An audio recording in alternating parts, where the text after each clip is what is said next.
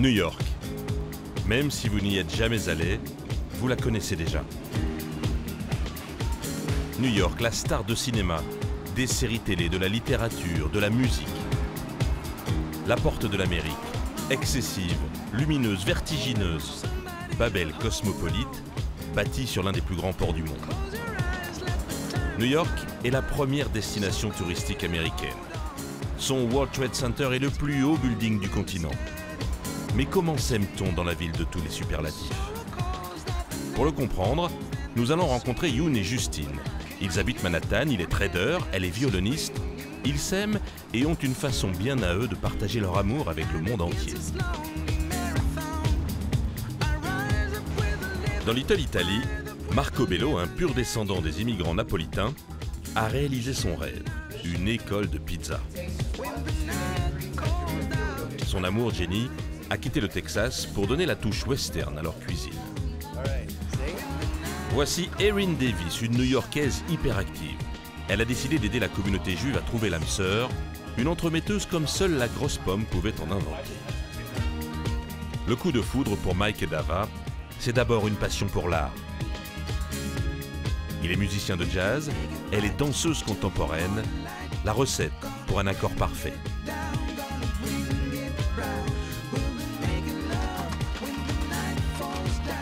Lola Starr, elle, est célibataire, mais elle a trouvé l'amour à New York. Le charme joyeux et désuet de Coney Island.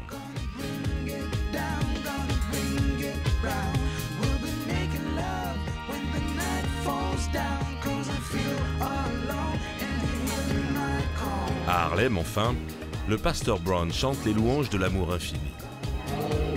Depuis qu'il a croisé le regard de sa femme dans le chœur de gospel, ils ne se sont plus quittés.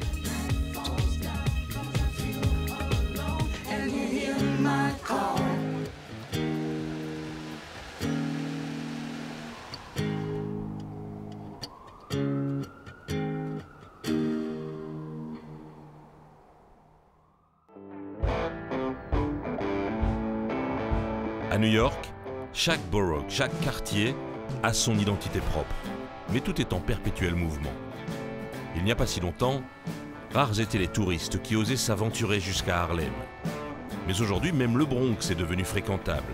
Quant à Brooklyn, tout le monde s'y précipite pour croiser les artistes et les hipsters de la nouvelle économie. Mais le cœur de la ville, c'est toujours Manhattan, une forêt de buildings dressés face au monde avec arrogance. Si elle était indépendante, l'île de Manhattan serait la 20e économie mondiale au niveau de la Suisse. Au 19e siècle, dans un New York qui regorge de maisons closes, la pomme est le nom discret pour les belles courtisanes.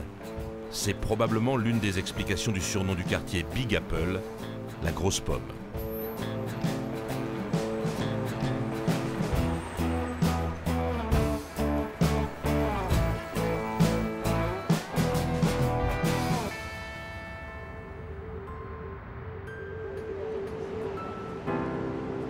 À l'ouest de Manhattan, l'un des parcs urbains les plus originaux du monde.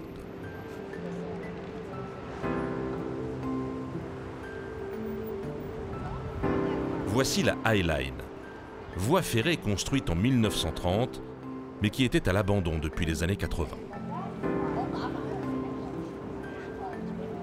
Les habitants se sont mobilisés pour éviter sa destruction et en obtenir la transformation en promenade aérienne. Aujourd'hui aménagée sur 2,5 km, la High Line est le poumon vert du sud de Manhattan. Le parc est officiellement le plus long toit végétalisé du monde.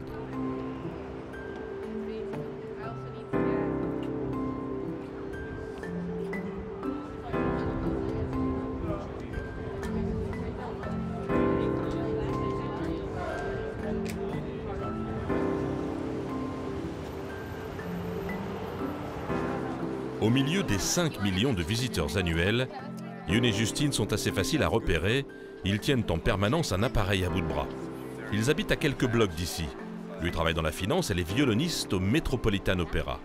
Et chaque jour, ils écrivent le film de leur amour sur Internet.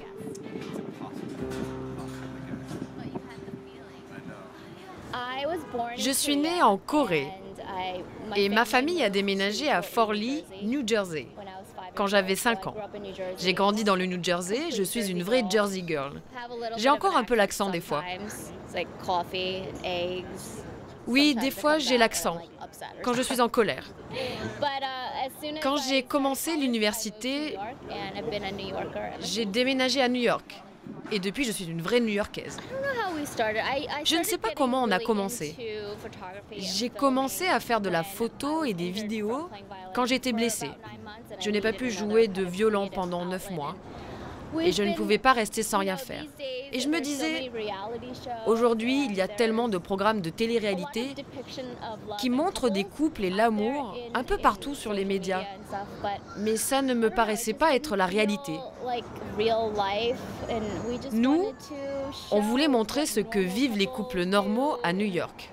Je crois aussi qu'on a acheté cette caméra vidéo juste quand on s'est marié. Tu te souviens cette Panasonic? Oui, pour la lune de miel.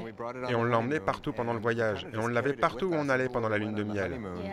Et quand on est rentré, on a monté tous les petits clips. Enfin, toi, tu as monté tous les petits clips parce que tu commençais déjà à devenir une super monteuse. Et après, on a regardé ce film, de nous. Et c'était tellement cool de le voir. Oui, c'est peut-être de la vanité, mais on aime se regarder, on se trouve cool. On a beaucoup appris sur nous-mêmes et sur notre relation aussi. Je me souviens qu'une fois, on se disputait. Ou plutôt, on était sur le point de se disputer. Oui, au début. Oui, et on venait juste de commencer le blog. Et tous les couples se disputent, je crois. Et toi, tu disais, peut-être qu'on devrait mettre tout ça sur la vidéo. Et moi, je dis, non, non, c'est privé. Et tu as insisté. Et tu as dit, si on veut que ça soit réel, il faut montrer aux gens que les relations sont bien réelles, comme des organismes vivants, qu'il y a des hauts et des bas. Et toi, tu as dit, on devrait le filmer. Et si on déteste, on ne le mettra pas sur le blog. Mais on l'a mis. Et c'était bien pour nous, parce qu'on se dispute, mais on apprend aussi à discuter. Et l'idée, c'est de partager nos vies. La vie, ce n'est pas que des papillons et des arcs-en-ciel. C'est aussi se disputer, apprendre à se connaître. Ces choses-là font que les relations sont plus solides et c'est la vie réelle. La vie réelle. Oui, la vie réelle.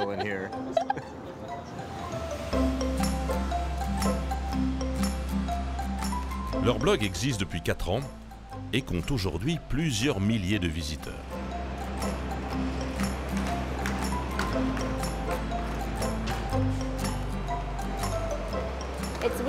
Ça nous a mis en relation avec tellement de gens différents dans le monde entier. On reçoit des commentaires de gens qui nous suivent au Pakistan, en Europe, en Inde, en Asie. Et c'est étonnant comme on est tous connectés d'une façon ou d'une autre, même si on est très différents. Je filme pendant la journée et je fais le montage du jour précédent. Ça dépend. Des jours, je filme des choses du quotidien, ce que j'ai en tête. J'aime bien les discussions dans la voiture, mon cerveau devient fou quand je conduis. Et je partage avec mon public tous les sujets qui m'intéressent. Je filme aussi les trucs intéressants que je fais. Les gens veulent voir New York. J'essaie de montrer la variété de nos vies dans ces images. Ça, c'était le début, il y a 3 ans. On passait beaucoup de temps dans la voiture. On avait de longues conversations dans la voiture. C'est tellement marrant.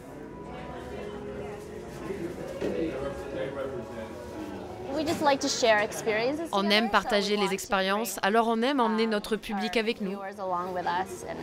Comme ça, on sent qu'on fait partie d'un groupe.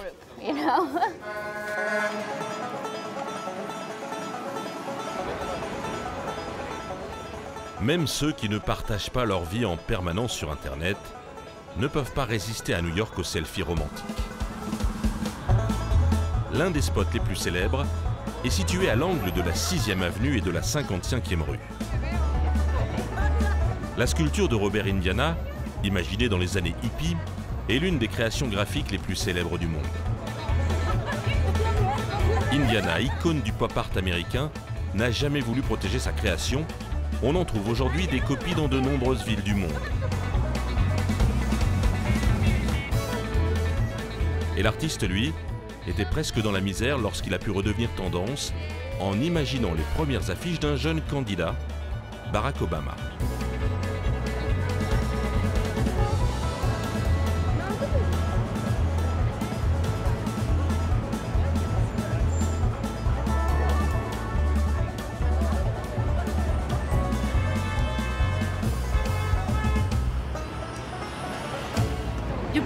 Je crois que l'amour, c'est le moteur de l'univers et on est en train de le laisser filer. On doit le récupérer, s'aimer les uns les autres et s'aimer soi-même.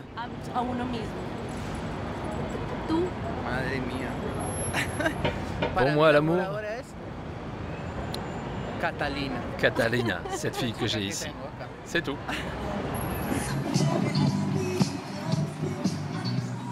Avec ses 25 millions d'habitants, la ville de New York est l'une des capitales les plus peuplées et les plus cosmopolites du monde. Et pour beaucoup d'habitants, les premières rencontres de la journée se font dans le métro. Le plus grand de la planète, avec 472 stations, ouvertes 24 heures sur 24 et 7 jours sur 7.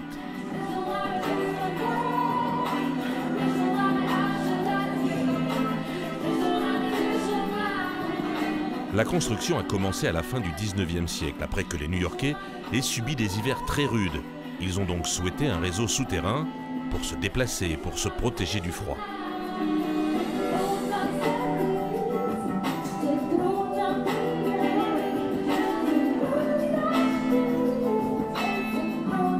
Aujourd'hui, ce métro historique offre un décor au cinéma et aux nombreux artistes qui veulent réussir en ville.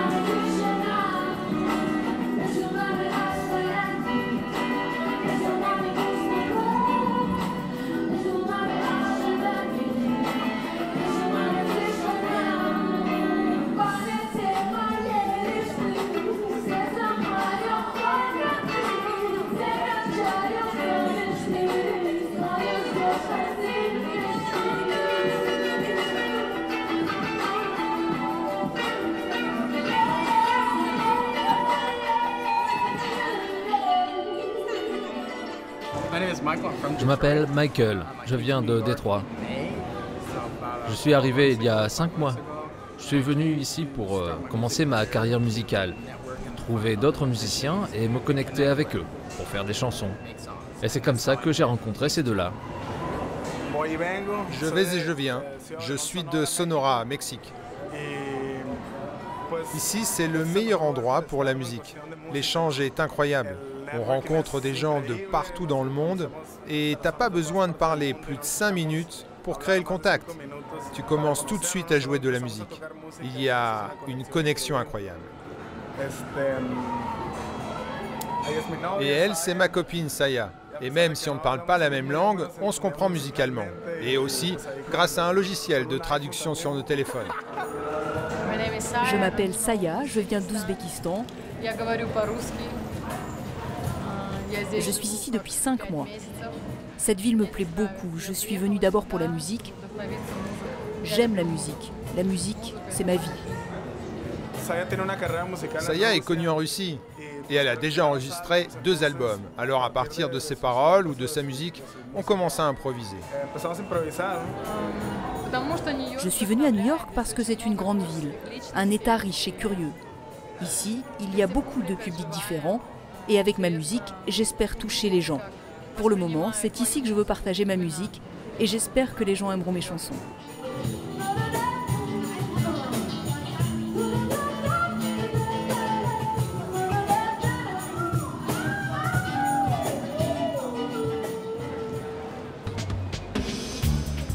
Chaque quartier de New York possède donc sa propre histoire.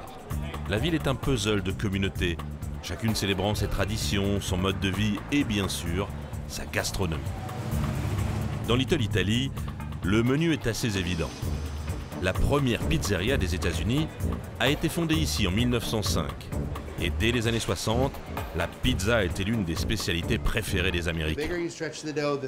Marc Bello a passé son enfance dans Little Italy, fils d'un immigrant napolitain. Avec sa femme Jenny, il y a fondé une école de pizza, une manière de renouer avec ses racines. Mon père est italien, il est venu quand il avait une trentaine d'années et ma mère est juive américaine. Alors, mère juive et père italien, la cuisine était très importante dans notre famille. Je vous remontre, plus lentement.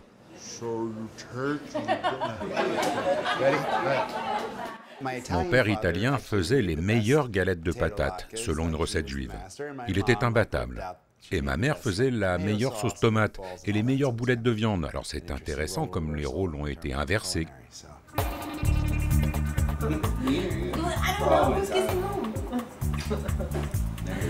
Marc et Jenny se sont rencontrés dans un cours de pizza. Ils savent mieux que quiconque que cuisiner est un acte d'amour. Ready, guys? Woo! All right. Oh, now I can't see. So, yeah. Et que les cours de cuisine sont devenus à New York l'un des premiers moyens pour faire des rencontres. Depuis 10 ans, de nombreux couples se sont formés dans leur école. N'ayez pas peur de les tirer, si ça se trouve, c'est pas grave. À New York, si vous demandez quelle est la nourriture emblématique, pour moi et pour la plupart des gens, c'est la pizza qui est numéro 1. Les ingrédients sont sur le côté, basilic, roquette, huile, zeste de citron, vinaigre, tout est là, près de votre planche à découper. C'est ce que vous allez faire maintenant.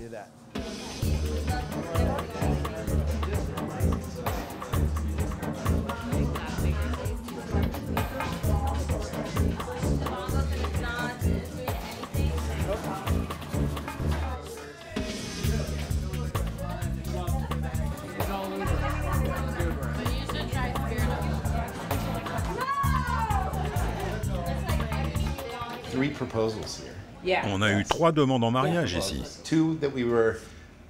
2 dont on était sûr que ça allait arriver, et un mec qui était très nerveux, il savait pas comment le faire. Alors il nous a demandé de l'aider. Jenny était au four, c'était la contrôleuse du trafic de pizza. Et moi j'aidais le groupe à faire les pizzas. Et j'ai appris pendant le cours qu'elle aimait le piquant. Et lui, il a fait une pizza blanche, c'est-à-dire seulement mozzarella et ricotta, donc ronde. Quand on l'a amené au four, on l'a déformé pour en faire un cœur, et quand c'est sorti, on a distrait la fille, et lui, il a écrit, avec de la sauce piquante, « Tu veux m'épouser ?» Il l'a posée devant elle, et elle était... Sa réaction était tellement réelle, elle avait les larmes aux yeux. Et le reste des gens aussi. Et quelqu'un a crié « Ouais, la pizza demande en mariage !» C'était vraiment drôle.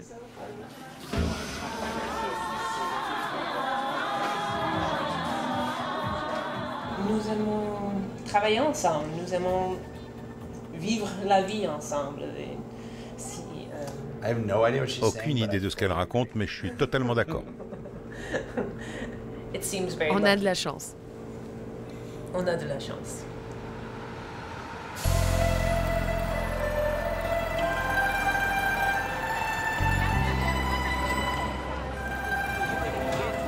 Pénétrer dans Chinatown, juste en face de Little Italy, à quelques mètres de l'école de pizza, c'est comme se retrouver dans un autre monde.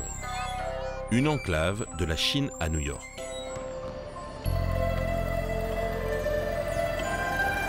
Ce sont les commerçants et les marins chinois qui ont commencé à émigrer aux États-Unis dès le milieu du XVIIIe siècle. Au XIXe siècle, ils furent nombreux à participer à la ruée vers l'or. Aujourd'hui, plus de 200 000 Chinois habitent à Chinatown. Une communauté très soudée où l'on respecte scrupuleusement les traditions du pays, à commencer par le mariage.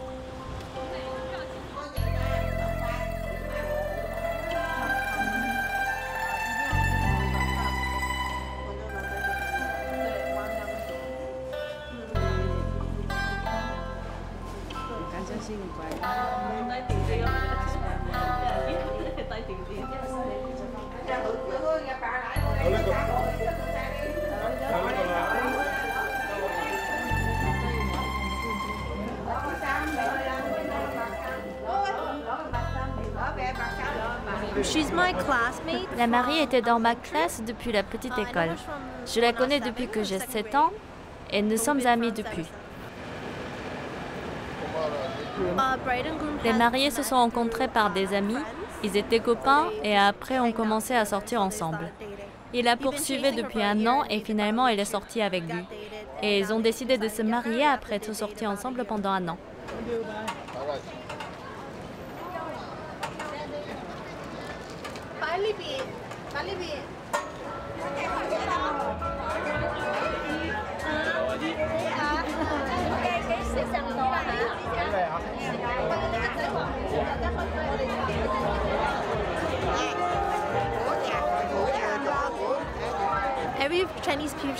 À la différence des Américains qui donnent des cadeaux pour le mariage, les Chinois en donnent des enveloppes rouges. C'est un porte-bonheur. Ils peuvent acheter ce qu'ils veulent car dans les enveloppes rouges, il y a de l'argent et on met les noms sur les enveloppes. Donc tout ce que tu nous donnes pour le mariage, on te le rendra pour ton mariage ou pour le mariage des enfants. Alors tout est écrit dans le livre.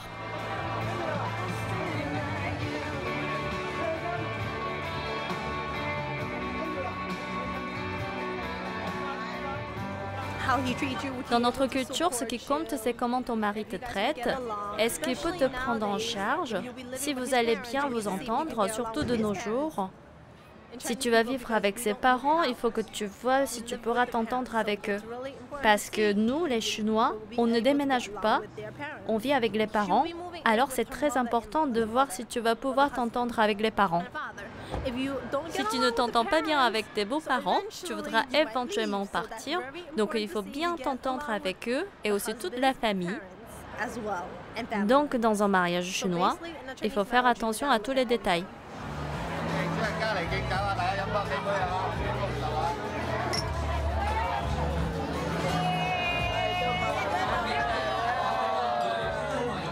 En continuant vers le sud de Manhattan, nous voici à Wall Street.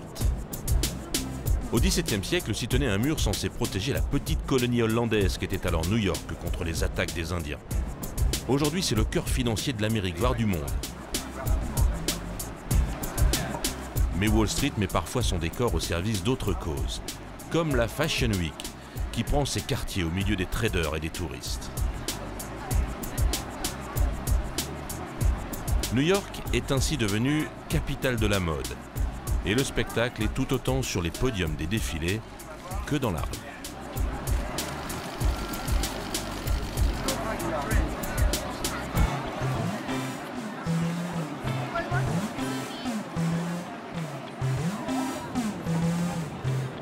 C'est dans ce quartier qu'Erin Davis a monté sa petite entreprise, une agence matrimoniale réservée à la communauté juive. À New York, c'est la première au monde en dehors d'Israël. Et Erin a sa méthode bien à elle pour lui faire trouver l'amour. J'ai grandi à Johns Creek en Géorgie. C'est un peu en dehors d'Atlanta, un petit village, pas beaucoup de juifs, très peu de diversité en général.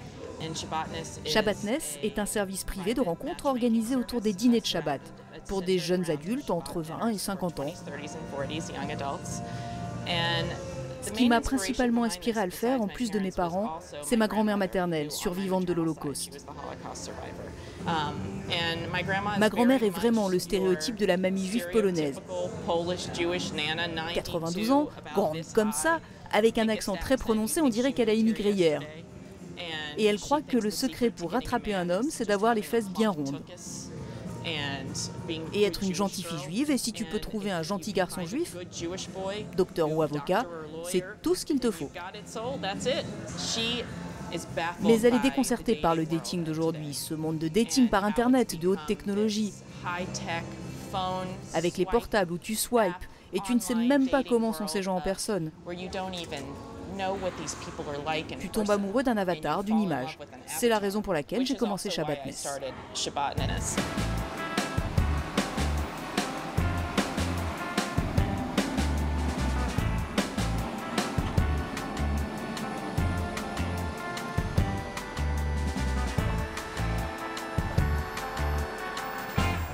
C'est devenu très populaire très vite et des centaines de personnes se sont inscrites. Alors j'ai compris que je devais trouver un système efficace rapidement et j'ai décidé de programmer des interviews. Je suis enchantée de vous rencontrer. Merci d'être ponctuels, messieurs. Très bien, assieds-toi. J'ai lu vos profils, j'ai trouvé ça super.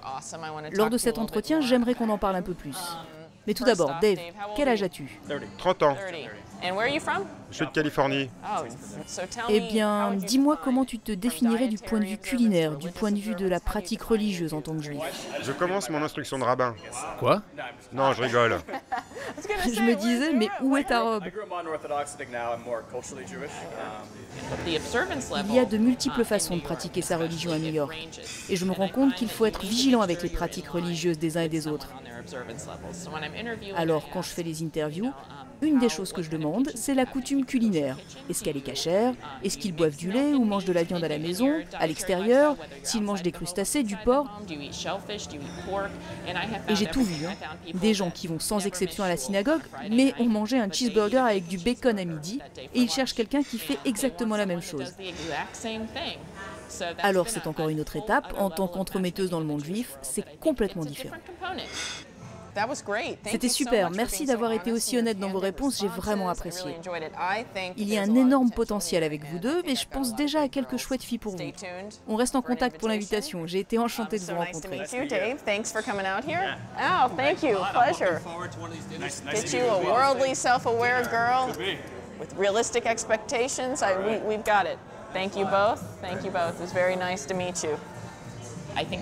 Je crois que c'est vraiment important que ces dîners de Shabbat ne soient pas dans un espace public ou un centre communautaire juif, voire dans une synagogue. C'est important d'être à la maison. C'est aussi important qu'il y ait un certain nombre de personnes. Je trouve que mon numéro magique, c'est 5-6 hommes pour 5-6 femmes.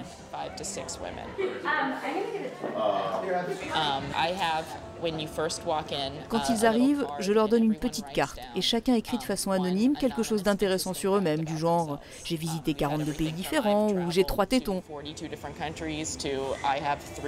Ça peut être n'importe quoi et c'est drôle. C'est une bonne façon de commencer.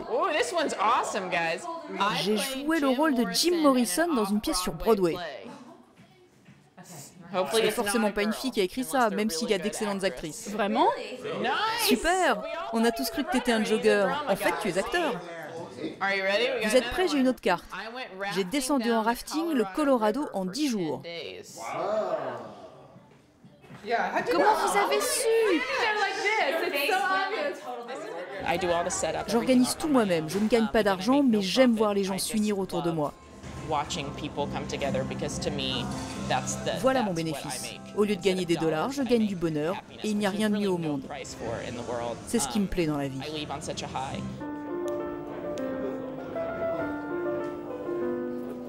Erin a commencé Shabbatness lorsqu'elle était encore étudiante. Elle a déjà permis à des dizaines de couples de se former. Comme Josh et Julie, qui se sont rencontrés lors d'une soirée chez elle et qui veulent désormais se marier. J'ai des amis qui étaient sur J-Date, un site de rencontres pour juifs. Et ils le sont toujours. Beaucoup d'amis utilisent ce site et l'un d'eux le décrit en disant c'est comme une fête juive, 24 heures sur 24. Ok, cool, ça marche pour certaines personnes. Mais il y a un sentiment naturel que tu ressens quand tu rencontres quelqu'un. Tu sens quelque chose en rencontrant quelqu'un en réalité que tu n'obtiens pas dans un SMS ou en voyant les 2 ou 3 meilleures photos d'une personne que tu vas voir en vrai après. And you really get to see the person. Yeah.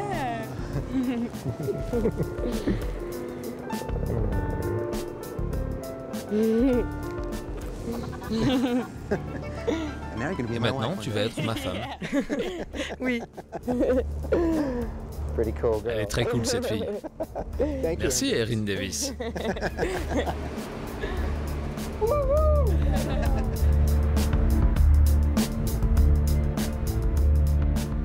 Mais les méthodes très traditionnelles d'Erin Davis sont désormais concurrencées par Internet et les smartphones. Dans les soirées de Williamsburg ou de Soho, combien de ces rencontres ont été organisées par des applications?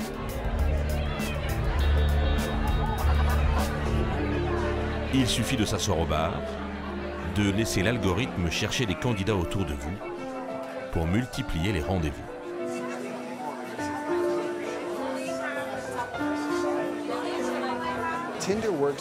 Avec cette application, en glissant le doigt sur l'écran à droite ou à gauche, tu enregistres ton souhait.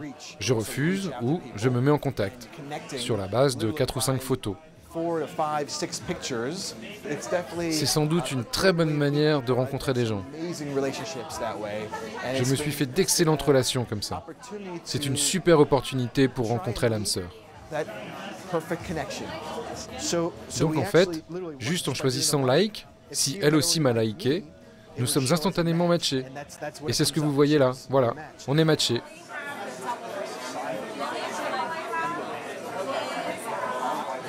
Nous avions toutes les deux un compte sur OkCupid.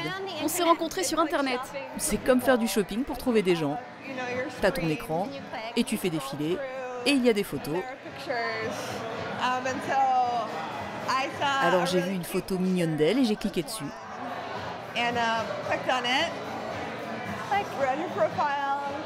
Elle semblait intelligente, mignonne. Une femme professionnelle avec une vraie vie et attirante. Alors je lui ai envoyé un message. Oh, tu me fais rougir là.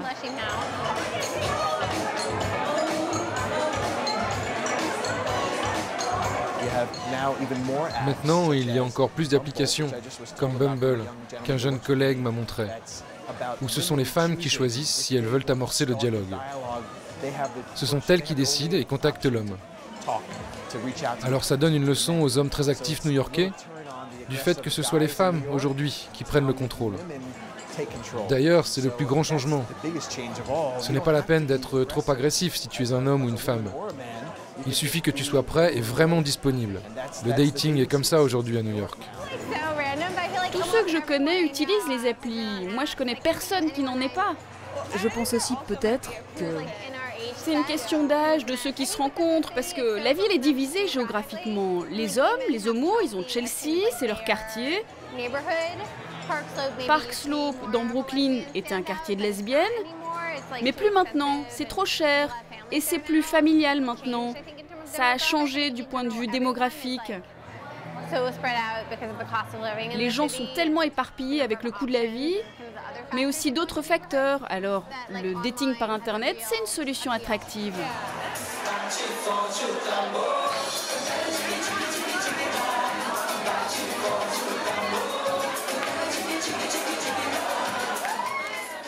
Même à travers une application, tu peux savoir s'il y a une belle histoire. Et c'est ce qui est intéressant. Peu importe que ce soit par la technologie ou en personne, quand c'est le grand amour, tu le sens. Alors avec ou sans technologie, l'idée c'est de vivre la vie.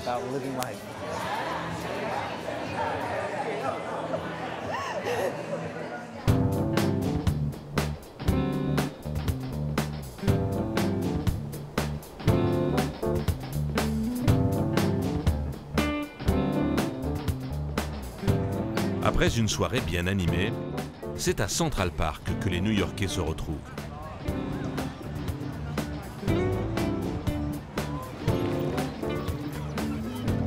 On peut y faire du sport, mais pas seulement.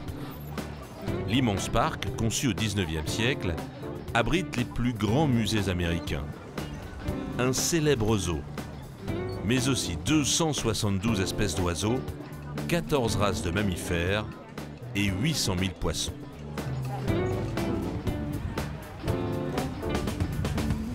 Une véritable jungle urbaine, où les habitants viennent jouer en famille, organiser des rendez-vous romantiques, et même parfois, la séance photo de leur album de mariage.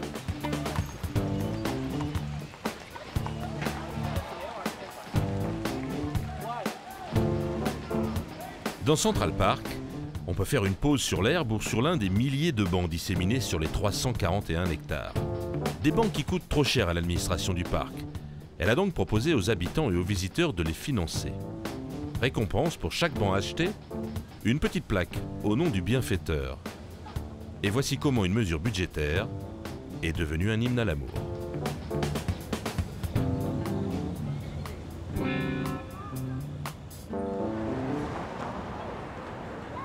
Au nord du parc, c'est Harlem qui commence. Un quartier dont l'identité remonte à la fin du 19e siècle, quand des milliers de Noirs fuyant la discrimination ont cherché refuge à New York. Au sud de Central Park, les loyers étaient trop chers et les propriétaires pas très tolérants. Harlem est le cœur de la culture afro-américaine. Les musiciens Duke Ellington, Louis Armstrong ou Charlie Parker y sont nés. Aujourd'hui, le gospel a remplacé le jazz. Et le dimanche matin, une foule d'habitants du quartier, suivie timidement par des touristes curieux, vient remplir les églises méthodistes, dont celle du pasteur Brown et de sa femme. J'ai grandi dans le Bronx, mais mes grands-parents vivaient à Harlem. Ils étaient paroissiens ici, alors nous aussi, on venait à l'église de Bethel, même si on vivait loin dans le Bronx. On venait ici tous les dimanches. Alors j'avais les pieds dans deux mondes, dans le Bronx, qui est un autre monde. À l'époque, j'étais sans domicile fixe. Je n'avais pas d'endroit où vivre. Alors l'église m'a accueilli. L'église a subvenu à mes besoins et je vivais avec sœur Marie Donadal, qui m'a accueilli dans sa maison. Et pendant 4 ans, l'église m'a prise en charge et m'a permis de finir le lycée. Une histoire d'amour pas banale, dans une église où toutes les communautés se donnent désormais rendez-vous. Mais le pasteur Brown a connu les années sombres d'Harlem, quand le quartier était un ghetto effrayant pour le reste du monde.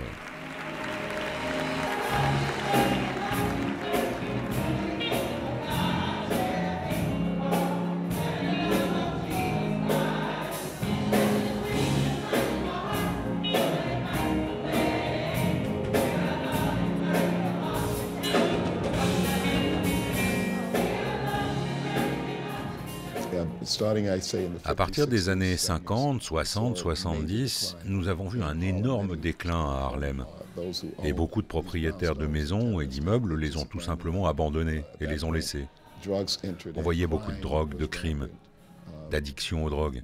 Et c'est devenu un dépotoir. Ce qu'on voit maintenant, c'est une forme de renaissance. Une foule de gens d'Europe et d'Amérique du Sud qui viennent à Harlem.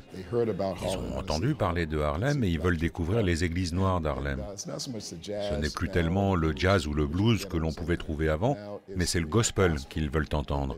L'église noire. Ils disent... J'ai entendu, comme ce Français qui disait à une personne de la paroisse, « Gospel, gospel, gospel ». Mais ils voient aussi qu'on leur donne de l'amour à travers ces chants de bienvenue.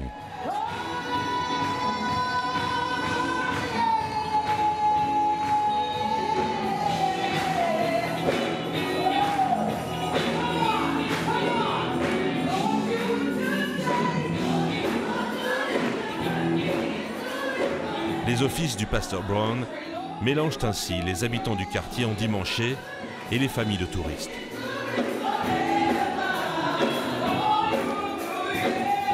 Bien sûr, cela reste une cérémonie religieuse, mais aussi, surtout, un spectacle joyeux.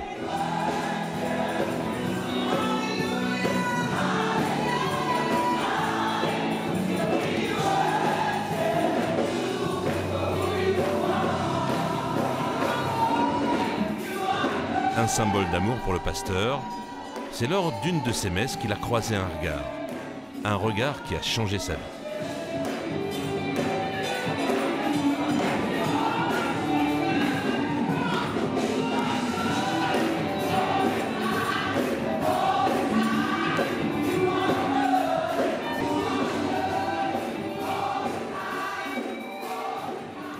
Eh bien, j'étais dans le vestibule de l'autre salle paroissiale où tu peux mettre 200 personnes, un petit bâtiment. Et on était là, debout, elle est passée et elle m'a dit bonjour en passant pour descendre les escaliers.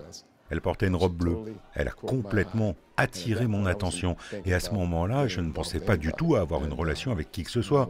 Mais elle a attiré mon attention et j'ai dit à mon ami, mais c'est qui? Et il a dit, c'est Loma. Tu la connais pas? J'ai dit, non, je l'ai jamais vue. Quand j'ai descendu les escaliers, en passant près de lui, je ne savais pas quoi dire. Alors j'ai touché son épaule en disant gentiment « excusez-moi ». Et je crois le fait de t'avoir touché... Je t'ai vraiment remarqué. Tu m'as vraiment remarqué. J'ai un peu fait exprès. Il s'est souvenu de ma robe bleue. Par conséquent, il a voulu me connaître vraiment.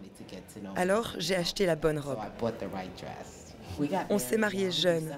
En décembre, ça fera 40 ans. Et si je devais recommencer, je le referais. On a eu beaucoup de critiques parce qu'on se mariait jeunes, mais nous, on savait. On savait. Elle avait 19 ans. J'avais 19 ans. Alors c'était difficile. On s'est mariés, on a tout fait pour que ça marche. Nous avions foi en notre relation. C'est clair. Je l'épouserai à nouveau. Oui, c'est le bon, lui, grâce à ma robe bleue. Je t'aime. Que Dieu te protège.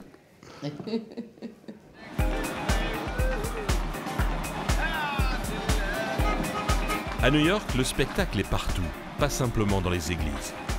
Retour au cœur de Manhattan, au carrefour le plus célèbre du monde. Times Square, mélange baroque de spectacles de rue, de foires commerciales, de lieux de célébration et de rendez-vous. On peut y devenir célèbre avec un slip en cuir ou avec une combinaison de super-héros. Beaucoup rêvent un jour de monter sur la scène d'un des théâtres de Broadway répartis autour de la place. C'est ce dont rêvent Dava et Mike. Il est jazzman, il donne des concerts dans de nombreux bars branchés de la ville. Elle est danseuse, jamaïcaine, et elle a grandi dans le Bronx.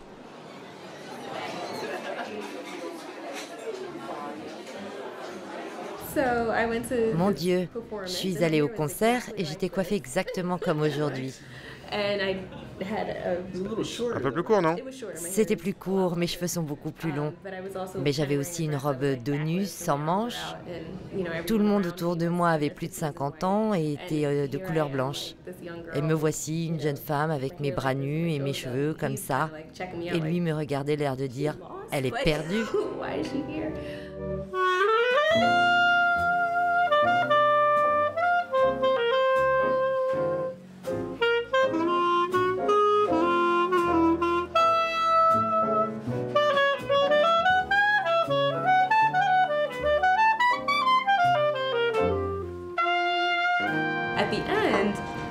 À la fin, il vient vers moi. Moi, je lisais un livre de chant et j'entends quelqu'un dire « Vas-y, chante et moi, je t'accompagne au piano ». Et je baisse le livre en me disant « Qui a dit ça ?» Et il y a un petit bonhomme devant moi. Et c'est là que j'ai pensé, et si c'était lui le mec que je vais finir par épouser? Parce que tous les autres garçons avec lesquels j'ai eu des liaisons faisaient 1m90, 90 kilos ou même plus. Et voilà ce petit bonhomme devant moi.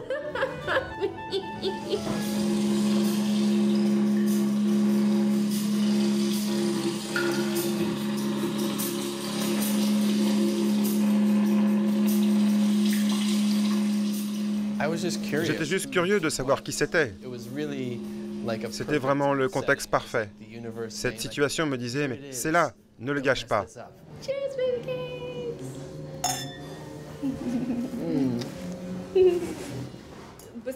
Il faudrait quelque chose comme...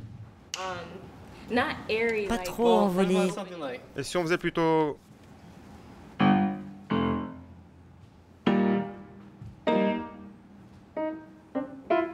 Non, ça doit être plutôt...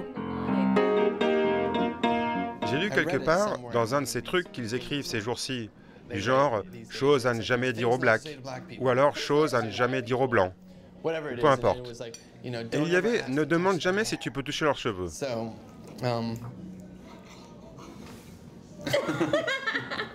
Moi, j'ai pas demandé, je l'ai fait simplement. Et après, quand on est allé en Jamaïque pour la première fois, on parlait avec un groupe de personnes. Et une fille qui devait avoir, quoi, 16, 17 ans, elle était très timide. Et elle demande « Je peux toucher ses cheveux ?» Alors, elle a touché mes cheveux. Mais franchement, comme ça. On a une photo de ça. Finalement, ils l'ont fait.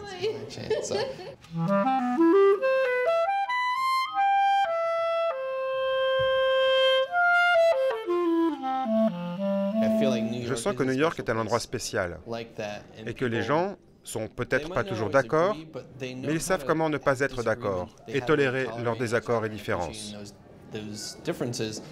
Manhattan, c'est principalement blanc, mais il y a aussi des gens de couleur, mais avec beaucoup d'argent. Alors ce n'est pas divisé par race à New York, mais c'est divisé par l'argent.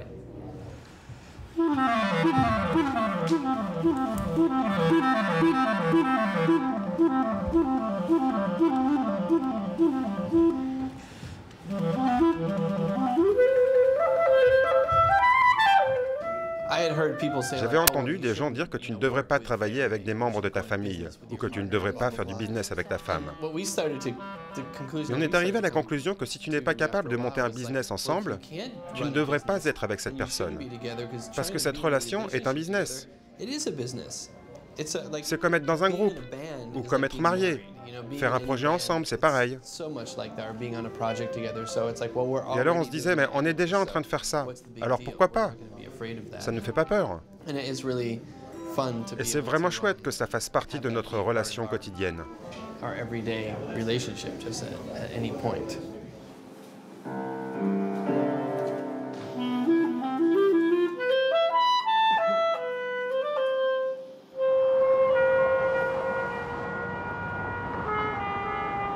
Aujourd'hui, pour trouver les spectacles les plus avant-gardistes ou les clubs de jazz les plus recherchés, il faut souvent quitter Manhattan.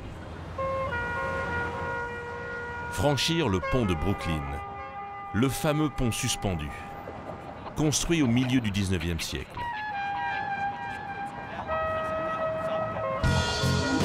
Il est toujours extrêmement fréquenté par les voitures, mais on y a aménagé une grande promenade pour les piétons et les cyclistes.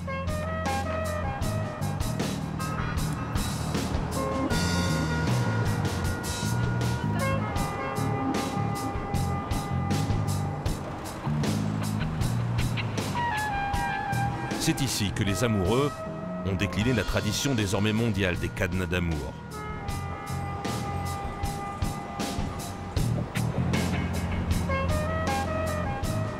Après avoir jeté la clé dans l'East River, il faut traverser tout le quartier pour découvrir la destination la plus romantique de Brooklyn.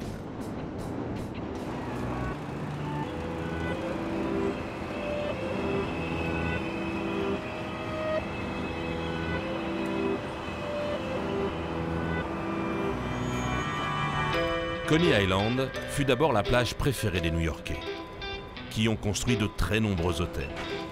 Et dès 1880, on y trouvait le plus grand parc d'attractions des États-Unis. L'endroit a été rénové et transformé en 2010, mais il a gardé ce charme désuet qui a fait son succès. Le week-end, au moindre rayon de soleil, les familles ou les amoureux viennent essayer les attractions ou simplement se prélasser à la terrasse des cafés.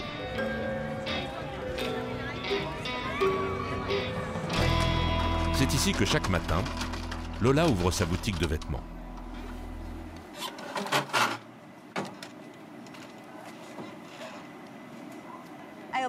J'ai ouvert mon magasin sur la digue il y a 15 ans.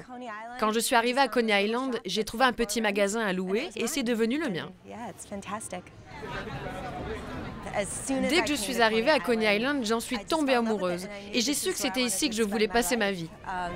Il y a un adage à Coney qui dit « Une fois que tu as du sable dans tes chaussures, tu deviens accro pour la vie, tu es fasciné et tu ressens de l'amour pour Coney Island. » Et c'est ce qui m'est arrivé. Coney Island a une histoire incroyable qui a commencé dans les années 1880 quand le pont de Brooklyn a été construit et a ouvert une liaison de transport jusqu'ici.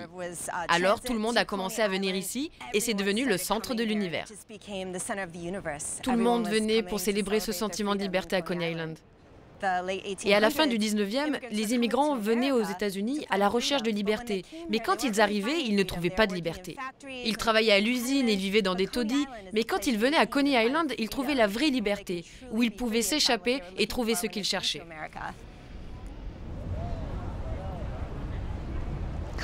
Coney Island est sans doute un des lieux les plus romantiques de la planète. Il y a un magnétisme, une aura, et quand tu viens ici, tu te sens transporté en dehors de ton quotidien, et tu rentres dans un monde où tomber amoureux devient possible, et c'est comme un monde de rêve. Il y a tellement de couples et de gens que je connais qui ont commencé leur relation ici, et sont tombés amoureux.